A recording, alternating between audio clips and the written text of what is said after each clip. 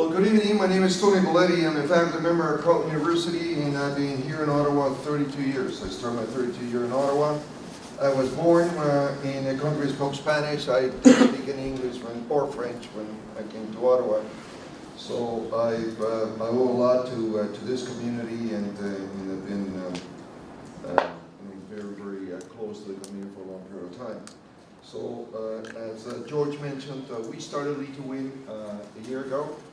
Today we celebrated our first year, and we're pretty proud of Lead to Win simply because it was a regional accomplishment. We brought the French and the English and the Spanish and the Chinese and the Italians and so on and so on into one room, and we basically said we are having trouble adjusting what is happening in the world.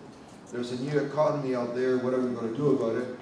And we, after a series of debates and discussions, the community, when I say community, I'm talking about both sides of the river, the French side as well as the Anglo side, we rose and we said we are going to do something about it.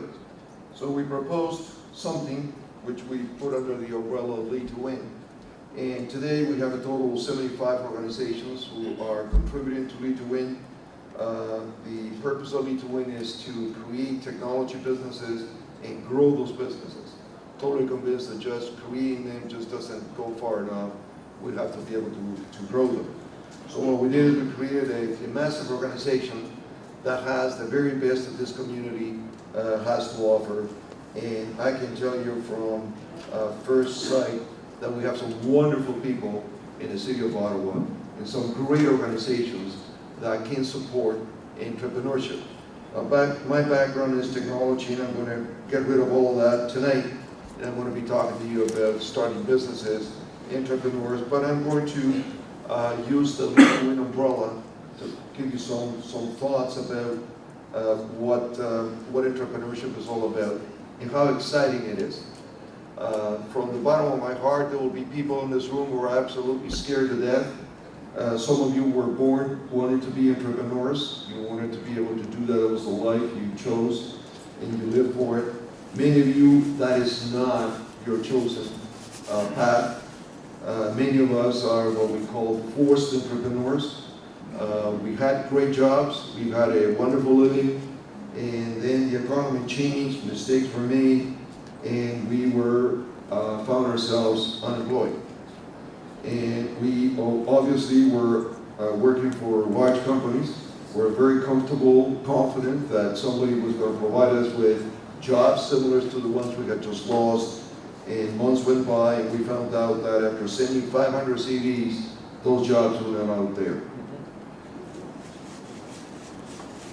I can tell you how I know how you feel, and I encourage everybody who's in that boat to, when you walk out of here tonight, commit that you are going to create your own destiny, shape your own future using the principles of entrepreneurship.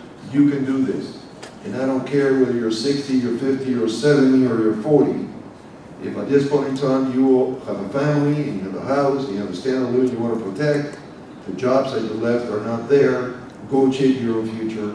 And this is what tonight is all about.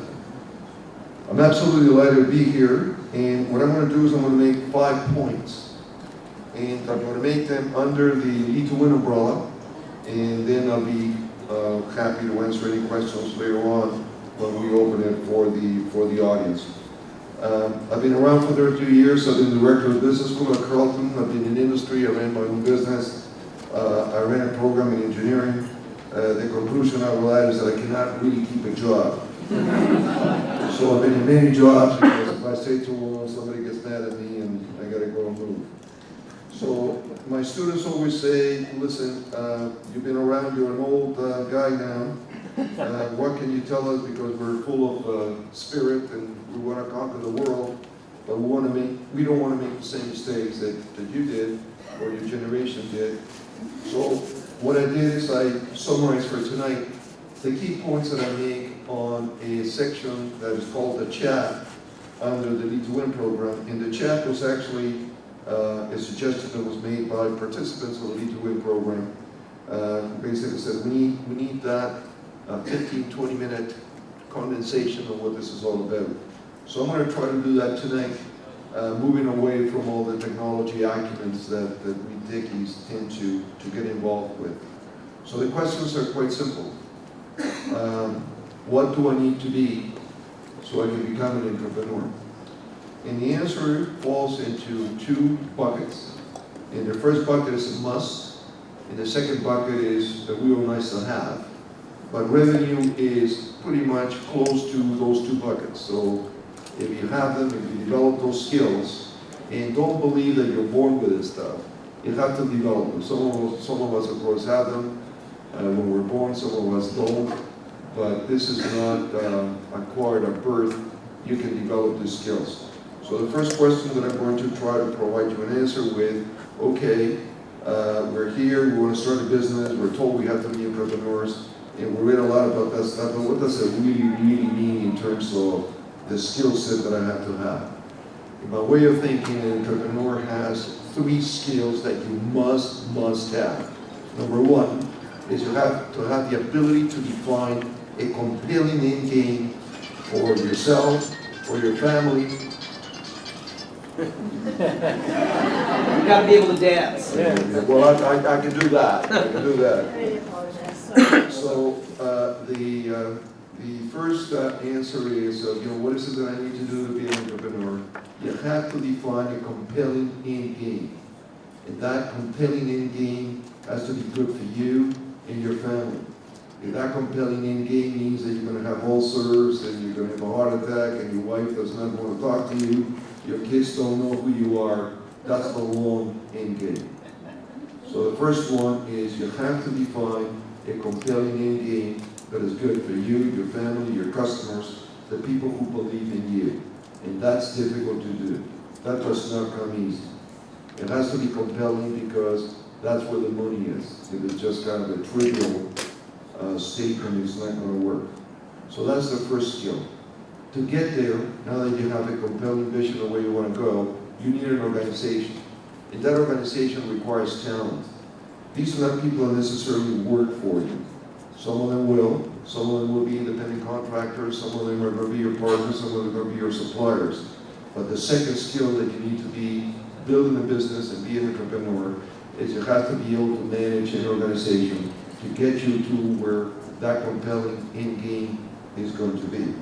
That requires you to attract people, and that requires that you get rid of people that don't meet the standards of the organization that you have built. The third one is obstacles.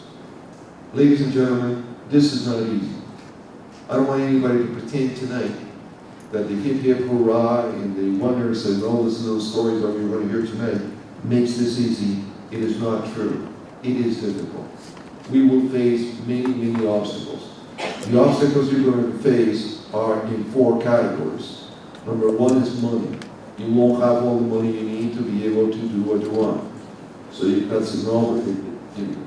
You have to have the skills to overcome those obstacles. Second, you won't have the required skills. Some of us are technical background. Some of us have accounting background. Some of them are lawyers. Some of us spent 25 years with the government. Some of us were doing testing. So we don't have all these skills. So the second challenge you're going to face is I got to get the right skill set for me to be able to overcome the obstacles of being an entrepreneur. The third one is time. Time is very